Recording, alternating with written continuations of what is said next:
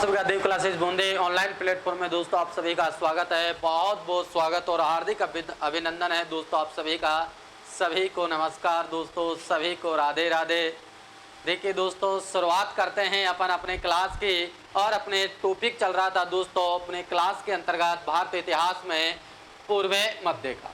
पूर्व मध्य काल के अंतर्गत भी दोस्तों अपना टॉपिक चल रहा था राजपूत काल। राजपूत काल में भी दोस्तों एक छोटा सा आपका टॉपिक चल रहा था गुर्जर प्रतिहार साम्राज्य, और इस साम्राज्य के बारे में दोस्तों अपन अध्ययन कर रहे थे।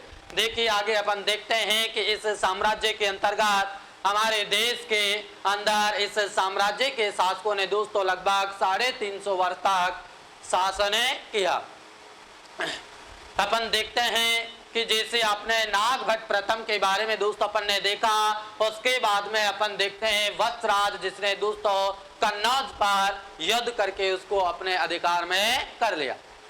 उसके बाद में दोस्तों वत्सराज के बाद में आज अपन चर्चा करते हैं नागभट्ट द्वितीय कि गुर्जर प्रतिहार साम्राज्य का महान शासक नागभट्ट द्वितीय। तो देखते हैं दोस्तों, आइए अपन नागभट्ट द्वितीय के बारे में चर्चा करते हैं। देखिए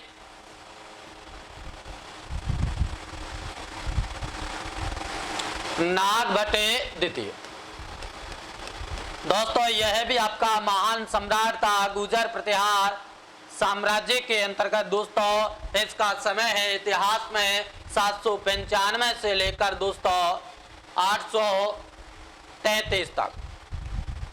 कब तक है इसका इतिहास में समय? 795 से लेकर दोस्तों 833 तक इसने गुर्जर प्रतिहार साम्राज्य का शासन संभाला। किसने? नागभट्ट द्वितीय। देखिए दोस्तों नागभट्ट द्वितीय आपका वत्सराज का पुत्र था। ध्यान देना, वत्सराज के बाद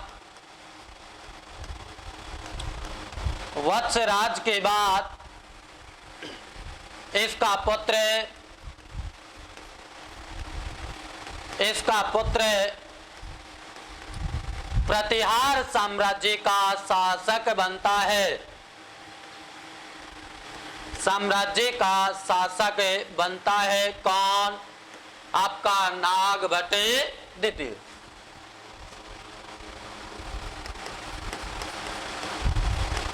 देखिए दोस्तों जो आपका नागभट्ट द्वितीय है वत्सराज का पुत्र था। इसने दोस्तों मगध साम्राज्य गुर्जर प्रतिहार साम्राज्य का शासन अपने हाथों में लिया। और देखते हैं कि इसने क्या किया और क्या नहीं किया। सबसे पहले दोस्तों नागभट्ट द्वितीय ने कन्नौज के शासक, कौन था इस समय कन्नौज का शासक? दोस्तों इस समय कन्नौज का शासक पाल वंश के शासक धर्मपाल का सहयोगी व समर्थक चक्रायुध दोस्तों इस समय आपका क्या था? कन्नौज का शासक। देखिए कन्नौज का शासक चक्रायुध को दोस्तों पराजित कर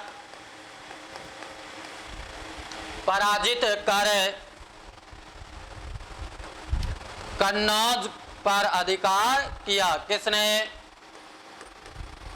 आपके नागभट्ट द्वितीय ने। इस पर अधिकार करने के बाद में दोस्तों नागभट्ट द्वितीय ने कन्नौज को गुर्जर प्रतिहारों की या गुर्जर प्रतिहार साम्राज्य की राजधानी बनाया। कन्नौज को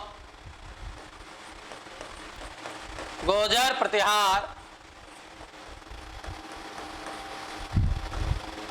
प्रतिहार साम्राज्य की राजधानी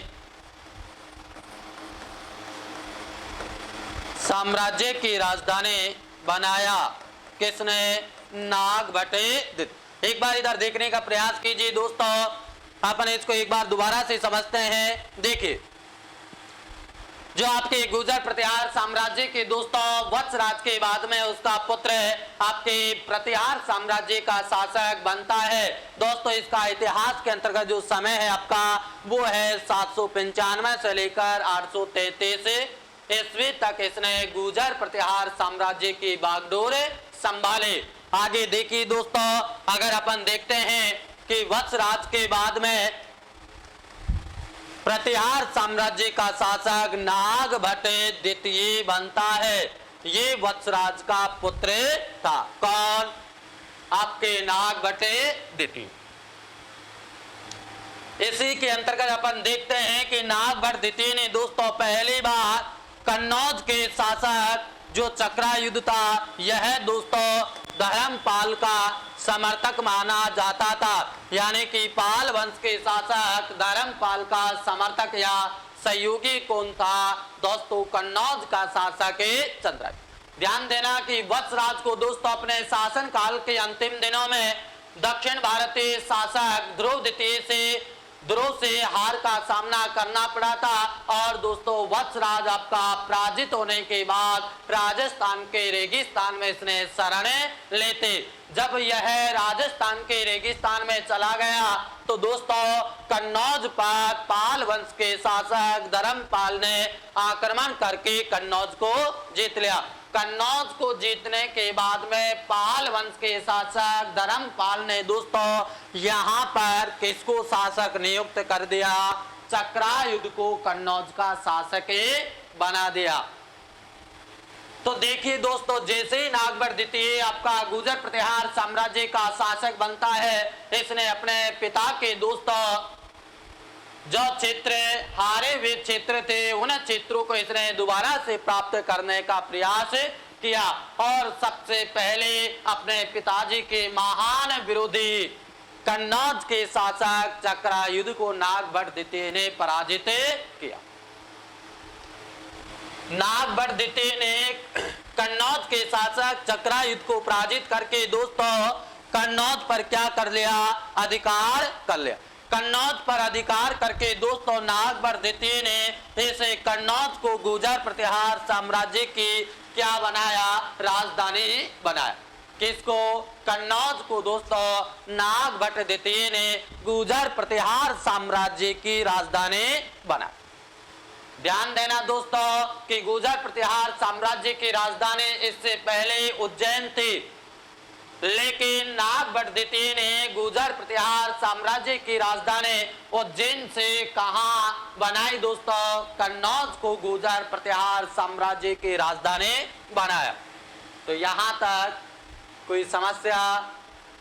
आगे देखिए दोस्तों, आगे चलते हैं अपन इसी के क्रम में। देखिए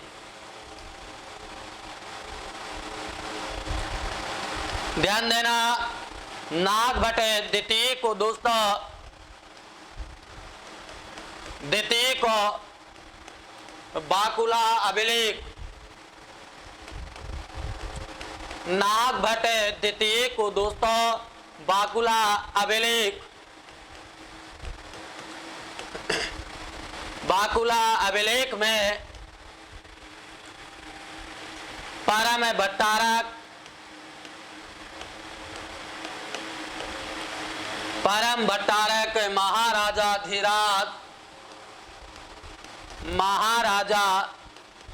धीराज परमेश्वर कहा गया है। परमेश्वर कहा गया है। दोस्तों कई बार आपकी एग्जाम में यह क्वेश्चन आया है कि गुर्जर प्रतिहार शासक नागभट्ट द्वितीय ने को किस अभिलेख के अंतर्गत परम भट्टारक महाराजा धीराज कहा गया था? बाकुला अभिलेख के अंतर्गत। कौन से अभिलेख में? बाकुला अभिलेख में। देखिए आगे अपन इसी के अंतर्गत चर्चा करते हैं। दोस्तों नागभट्ट द्वितीय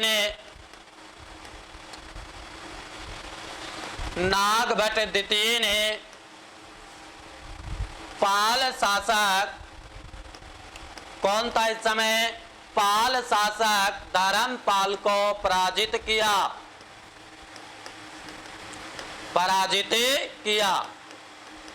किसने? नागभट्ट द्वितीय ने। दोस्तों नागभट्ट द्वितीय ने जो पाल वंश का शासक था धर्मपाल, ऐसे धर्मपाल को दोस्तों नागभट्ट द्वितीय ने पराजित किया और अपने पिता का बदला दोस्तों ऐसे शासक से ले लिया। देखिए आगे अपन इसी के अंतर्गत चर्चा करते हैं। कि इस युद्ध में ध्यान देना, इस युद्ध में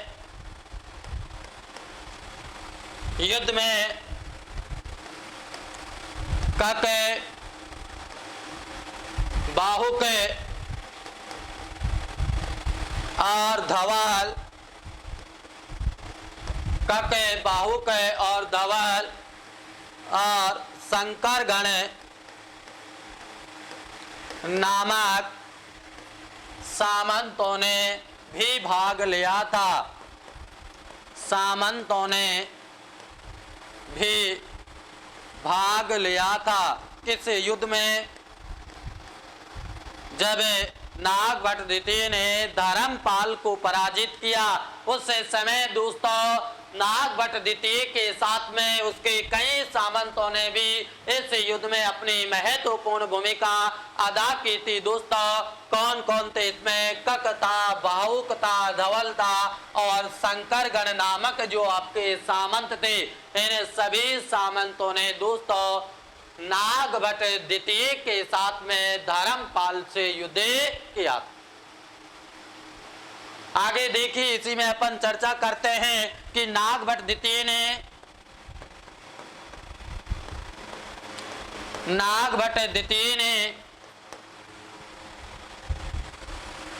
आंध्र,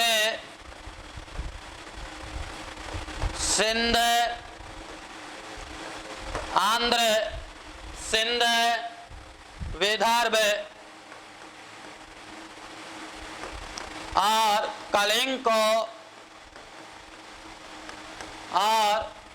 कलिंग को भी जीत लिया था।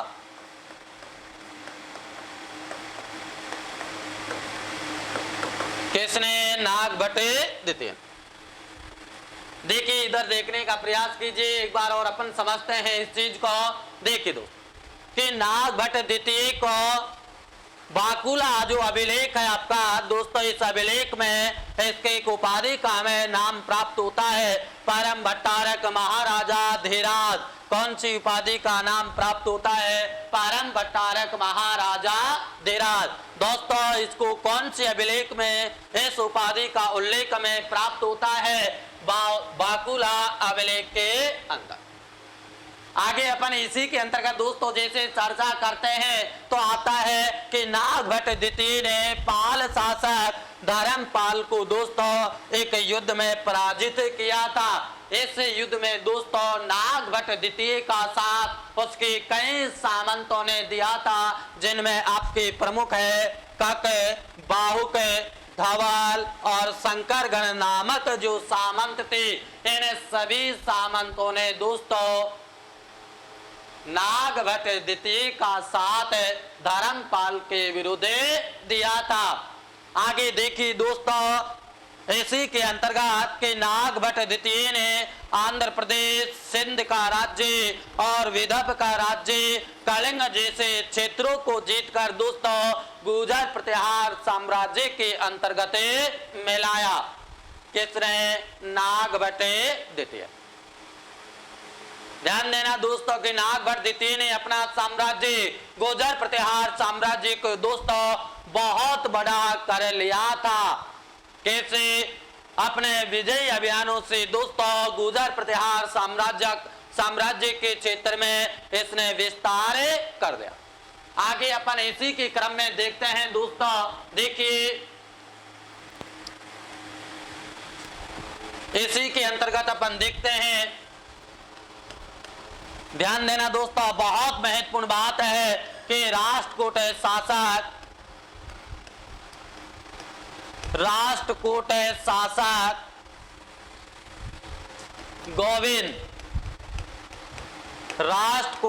शासक गोविंद ने नागभट्ट की बढ़ती लोकप्रियता, नागभट्ट की बढ़ती शक्ति को सहन नहीं कर सका। कौन? आपका दोस्तों जो राष्ट्रकूट शासक था गोविंद तृतीय यह दोस्तों आपके गुर्जर प्रतिहार शासक नागभट्ट द्वितीय की विजयों से इतना परेशान था, इसकी बढ़ती लोकप्रियता और बढ़ती शक्ति से इतना परेशान था दोस्तों कि वो इसे लोकप्रियता को सहन नहीं कर सका और दोस्तों उसने गुर्जर प्रतिहार साम्राज्य के ऊपर आक्रमण करने की सोची। किसने? राष्ट्रकूट शासक गोविंद ने। देखिए दोस्तों, और गोविंद ने नागभट्ट द्वितीय को ध्यान देना दोस्तों कि राष्ट्रकूट शासक गोविंद ने नागभट्ट द्वितीय को पराजित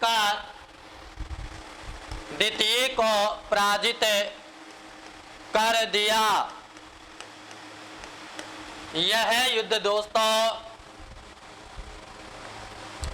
यह युद्ध बुंदेलखंड के आसपास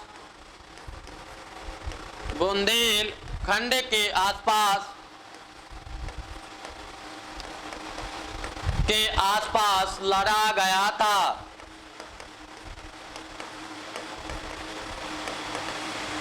कहां लड़ा गया था दोस्तों? यह युद्ध बुंदेलखंड के आसपास आपका यह युद्ध लड़ा गया था राष्ट्रकूट शासक गोविंद और गुर्जर प्रतिहार शासक नागभट्ट द्वितीय के बीच में।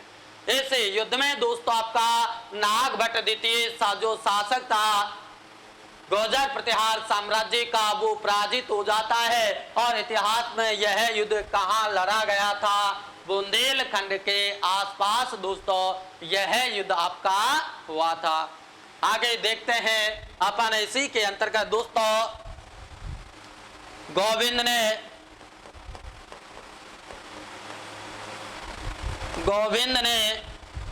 नागभट्ट के बाद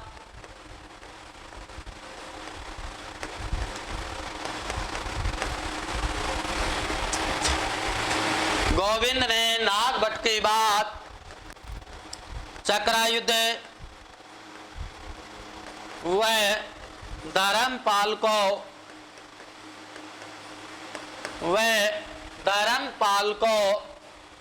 पराजित करते हुए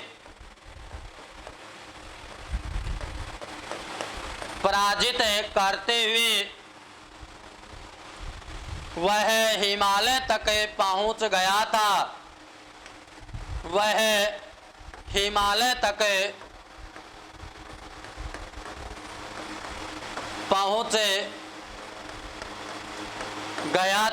कौन? गोविंद। कहां का शासक था दोस्तों? यह आपके राष्ट्रकूट शासक था। एक बार इधर देखने का प्रयास कीजिए दोस्तों, बहुत अच्छी टॉपिक है। देखिए कि राष्ट्रकूट शासक आपका गोविंद तृतीय था। इसने नागभट्ट द्वितीय की जो बढ़ती हुई शक्ति थी, बढ़ती हुई जो इसकी लोकप्रियता थी, उसको सहन नहीं कर सका।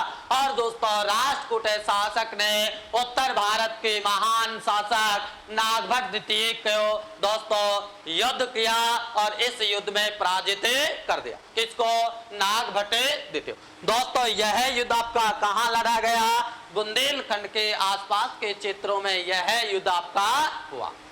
दोस्तों गोविंद जो राष्ट्रकूट शासक था, इसने नागभट्ट के बाद में कन्नौज के शासक चक्रायुद्ध और पाल वंश के शासक धर्मपाल को पराजित करते हुए यह भारत के उत्तर में यानी कि हिमालय पर्वतमाला तक दोस्तों यह राष्ट्रकूट शासक आपका पहुंच गया। तो दोस्तों यहां तक कोई समस्या नहीं है, आगे चले। अरे सभी को नमस्कार दोस्तों, सभी का स्वागत है इस देव परिवार की ऑनलाइन पाठशाला के अंतर्गत। दोस्तों देखिए सभी को नमस्कार, सभी को राधे राधे। आगे अपन देखते हैं लाडलो, इधर देखने का प्रयास कीजिए। देखिए आगे देखिए, लेकिन गोविंद ध्यान देना, लेकिन गोविंद वापस अपने राज्य दक्षिण भारत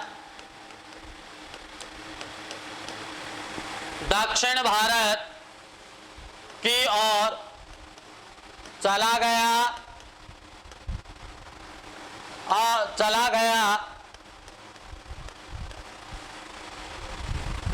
कहाँ चला गया? वापिस दक्षिण भारत की ओर चला गया और नागभट्ट द्वितीय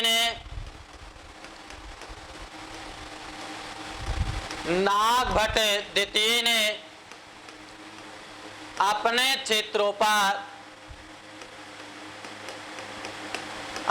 क्षेत्रों पर वापस अधिकार कर लिया।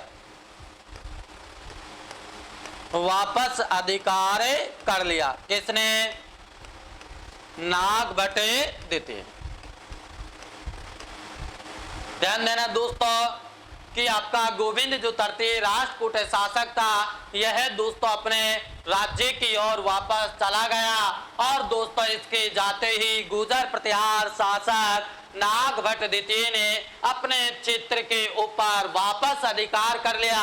जो क्षेत्र गोविंद ने जीते थे, राष्ट्रकूट शासक ने जीते थे, उन क्षेत्रों पर दोस्तों नागभट्ट द्वितीय ने वापस अपने अधिकार में कर लिया। आगे देखिए, यह जानकारी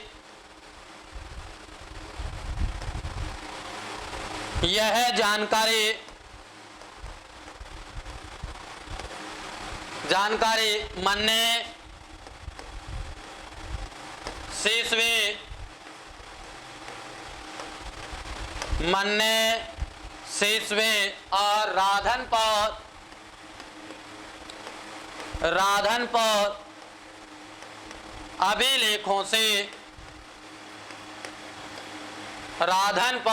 अभिलेखों से प्राप्त होती है।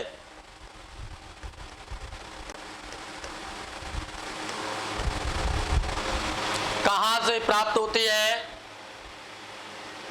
मन्ने शेषवे राधनपुर अभिलेखों से यह जानकारी प्राप्त होती है।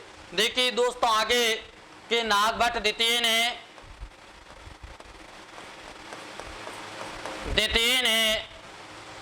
833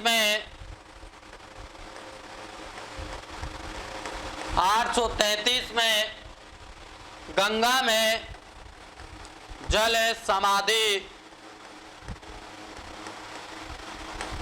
समाधि ले ली थी। किसने?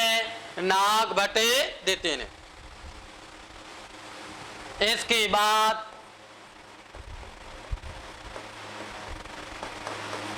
इसका पुत्र रामभद्र कन्नौज का शासक बनता है। कहां का शासक बना? कन्नौज का शासक बनता है।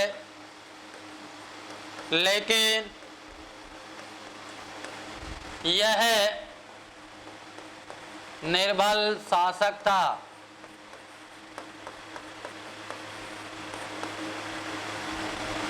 यह निर्बल शासक था।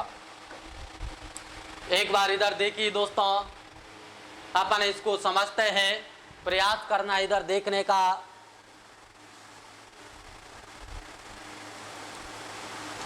देखिए इधर देखिए दोस्तों, अरे इधर देखिए लाडलो, अपन एक बार इसको समझते हैं। आपके नागभट्ट द्वितीय के बारे में अपन देख रहे हैं दोस्तों, जो आपके गुर्जर प्रतिहार साम्राज्य के महान शासकों में से एक था। कौन? नागभट्ट द्वितीय। देखिए दोस्तों, जब राष्ट्रकूट शासक गोविंद ने उत्तर भारत की ओर अपना अभियान किया, तो दोस्तों वह उत्तर भारत की ओर अपना अभियान करता हुआ दोस्तों गुर्जर प्रतिहार साम्राज्य को तहस नहस कर दिया उसने, और चक्रायुद्ध के राज्य को भी तहस नहस कर दिया। इसके बाद गोविंद ने दोस्तों बंगाल के क्षेत्र को भी इसने तहस नहस कर दिया और यह भारत के उत्तरी सीमा हिमालय तक दोस्तों राष्ट्रकूट शासक पहुंचे गया। कहां तक पहुंच गया? हिमालय तक पहुंच गया। हिमालय तक दोस्तों यह पहुंचने के बाद में इसको वापस अपने राज्य की ओर जाना पड़ा, यानी कि दक्षिण भारत की ओर इसे वापस जाना पड़ा। गोविंद जब दक्षिण भारत वापस लौटा तो दोस्तों गुर्जर प्रतिहार शासक नागभट्ट द्वितीय ने, किसने? नागभट्ट द्वितीय ने वापस अपने क्षेत्रों पर क्या कर लिया? अधिकार कर लिया। जो क्षेत्र गोविंद ने जीते थे उन सभी क्षेत्रों पर नागभट्ट द्वितीय ने अपने अधिकार कर लिया। हमें यह जानकारी दोस्तों इतिहास में कहां से प्राप्त होती है? देखिए यह जानकारी दोस्तों हमें मन्ने का अभिलेख, सिसवे का अभिलेख और राधनपुर अभिलेखों से दोस्तों यह जानकारी प्राप्त होती है कि नागभट्ट द्वितीय ने गोविंद के वापस जाने पर अपने क्षेत्रों पर पुनः अधिकार कर लिया। आगे देखिए दोस्तों, नागभट्ट द्वितीय ने 833 ईस्वी में गंगा नदी में जीवित जल समाधि ले ली। ध्यान देना कि दोस्तों नागभट्ट द्वितीय ने 833 ईस्वी में गंगा नदी में जीवित समाधि ले ली थी और अपने जीवन को समाप्त कर ली। कई बार क्वेश्चन आया है कि गुर्जर प्रतिहार साम्राज्य का कौन सा शासक था जिसने गंगा नदी में दोस्तों जीवित समाधि ली थी? नागभट्ट द्वितीय। नागभट्ट द्वितीय के बाद में दोस्तों इस प्रतिहार साम्राज्य का शासक, इसका पुत्र रामभद्र शासक बनता है। लेकिन दोस्तों यह उतना योग्य, इतना सुयोग्य, इतना कुशल शासक नहीं था जितने पहले के शासक वे। यह एक निर्बल शासक साबित हुआ और दोस्तों इसके कुछ समय बाद यह कन्नौज के शासक से दोस्तों इसको हटना पड़ा। आगे अपन देखते हैं इसी के क्रम में दोस्तों देखिए नागभट्ट द्वितीय के राज्य की भौगोलिक जानकारी इधर देखना दोस्तों। अपने इसके राज्य की भौगोलिक स्थिति अपन देख रहे हैं।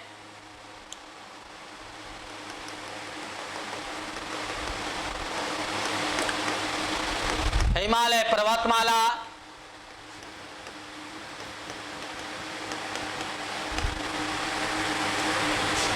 इसके बाद में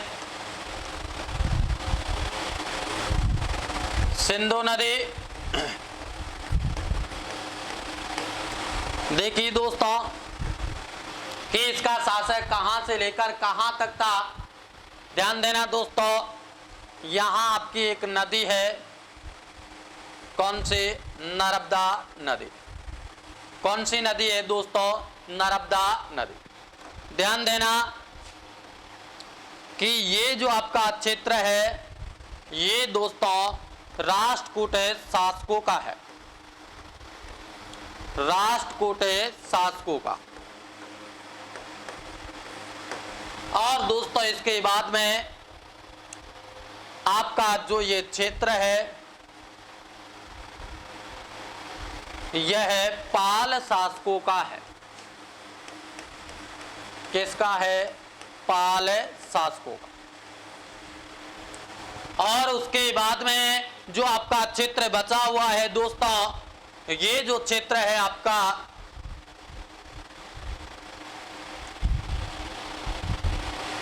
ये दोस्तों आपका गुर्जर प्रतिहार को है। किसका है? गुर्जर प्रतिहारों का। किसका है दोस्तों? गुर्जर प्रतिहारों का।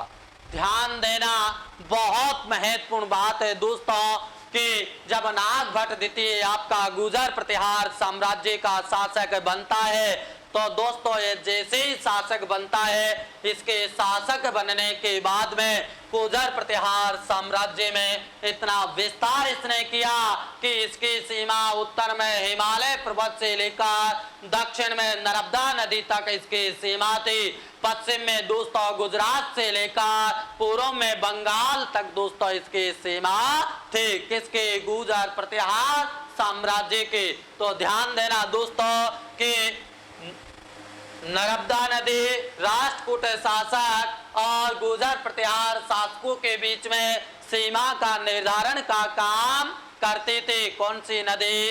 नर्मदा नदी। देखिए दोस्तों, दक्षिण में आपके राष्ट्रकूट शासक, पूर्व में आपके बंगाल शासक और दोस्तों उत्तर पश्चिमी जो क्षेत्र था आपका, वहां पर दोस्तों आपके प्रतिहार शासक थे। ये दोस्तों कुछ इस तरह नागभट्ट द्वितीय का अपने समय में अपना क्षेत्र था। तो यहां तक कोई समस्या? आगे चले दोस्तों, देखिए अपन आगे चर्चा करते हैं। देखिए आगे अपन चलते हैं।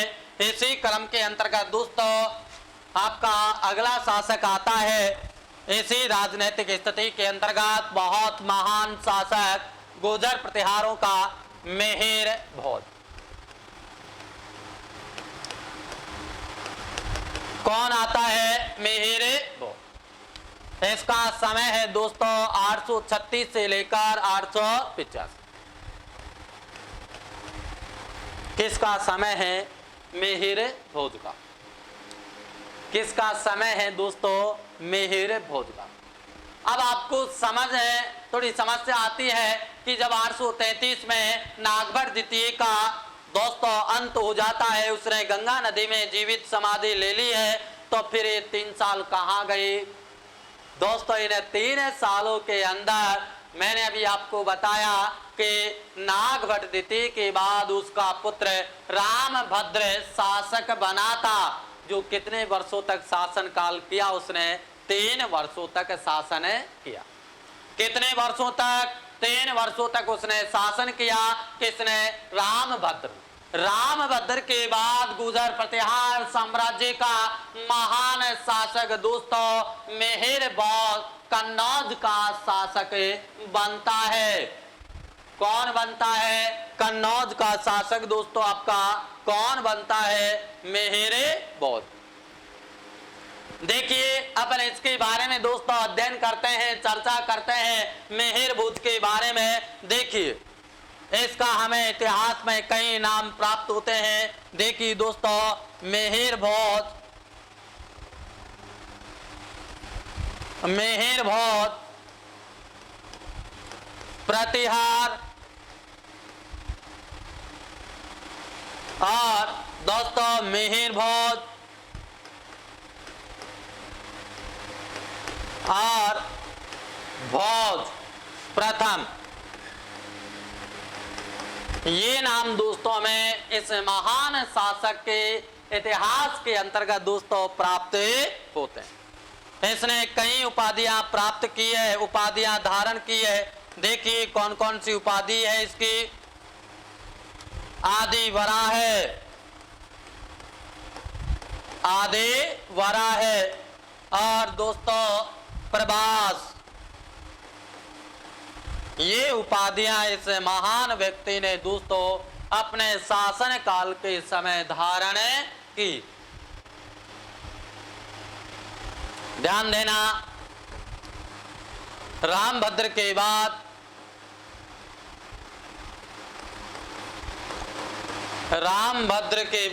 इसका पुत्र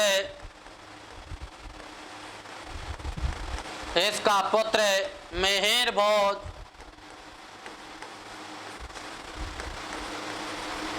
रामभद्र के बाद इसका पुत्र मिहिर भोज गुर्जर प्रतिहार साम्राज्य का शासक बनता है। गुर्जर प्रतिहार साम्राज्य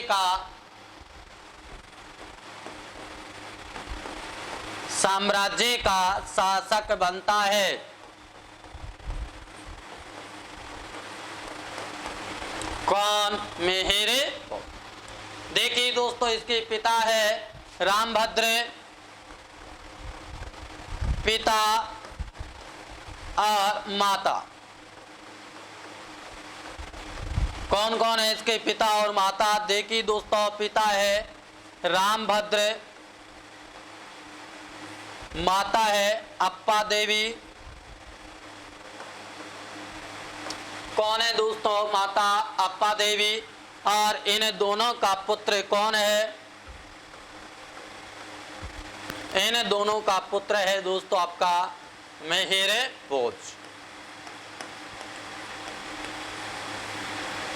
कौन है? मिहिर भोज। एक बार इधर देखिए, अपन इसको विस्तार से देखते हैं दोस्तों। देखिए, समझने का प्रयास कीजिए दोस्तों, एक बार इधर देखने का प्रयास कीजिए लाडलो। देखिए, अपने इसको दोबारा से इसका समझते हैं, इसको देखते हैं कि आपके गुर्जर प्रतिहार साम्राज्य के महान शासक मिहिर भोज के बारे में अपन देखते हैं दोस्तों। इसका इतिहास के अंतर्गत आपका समय है 836 से लेकर 885, यानी कि 836 में दोस्तों गुर्जर प्रतिहार साम्राज्य का शासक बनता है कौन? मिहिर भोज। कौन बनता है? मिहिर भोज। दोस्तों, इसका इतिहास के अंतर्गत हमें कई नाम प्राप्त होते हैं कि इसको मिहिर भोज प्रतिहार भी कहा जाता है और मिहिर भोज भी कहा जाता है। इसे इतिहास में दोस्तों भोज प्रथम के नाम से भी जाना जाता है। दोस्तों, इस महान शासक को इतिहास के अंतर्गत कई उपाधियों से विभूषित किया गया है। इनकी जो उपाधियां हमें प्राप्त होती है उसमें है दोस्तों कि इस महान शासक ने आदि वराह की उपाधि धारण की और दोस्तों इसे इतिहास में प्रभास नाम के उपाधि भी इस मिहिर भोज ने धारण की। उसके बाद में देखिए दोस्तों कि नागभट्ट द्वितीय के बाद उसका पुत्र रामभद्र गुर्जर प्रतिहार साम्राज्य का शासक बनता है। लेकिन दोस्तों रामभद्र एक निर्बल शासक होने के बाद रामभद्र का पुत्र दोस्तों मिहिर भोज आपके गुर्जर प्रतिहार साम्राज्य का शासक बनता है। कौन? मिहिर भोज। इसके बाद दोस्तों अपन देखते हैं कि इसके मिहिर भोज के पिता का नाम रामभद्र है और दोस्तों इसकी माता का नाम क्या है? अप्पा देवी है। क्या है? अप्पा देवी। इन दोनों से जो पुत्र हुआ उसका नाम दोस्तों क्या था? मिहिर भोज था, जो दोस्तों आगे जा करके इस गुर्जर प्रतिहार साम्राज्य का महान शासक बनता है। तो दोस्तों बताइए, यहां तक कोई समस्या नहीं है? आगे चले दोस्तों। देखिए, आगे अपन इसी के अंतर्गत चर्चा करते हैं मिहिर भोज के बारे में कि सम्राट मिहिर भोज के शासन काल के बारे में दोस्तों अपन देखते हैं कि आपके गुर्जर प्रतिहार साम्राज्य के महान शासक, महान साहसी, महान वीर योद्धा और दोस्तों सम्राट जो है आपके मिहिर भोज, उसी के बारे में अपन अध्ययन करते हैं। तो दोस्तों देखिए मिहिर भोज के बारे में कि और क्या है और क्या नहीं है। देखिए दोस्तों, इसके शासन काल की जानकारी ध्यान देना। इसके शासन काल की जानकारी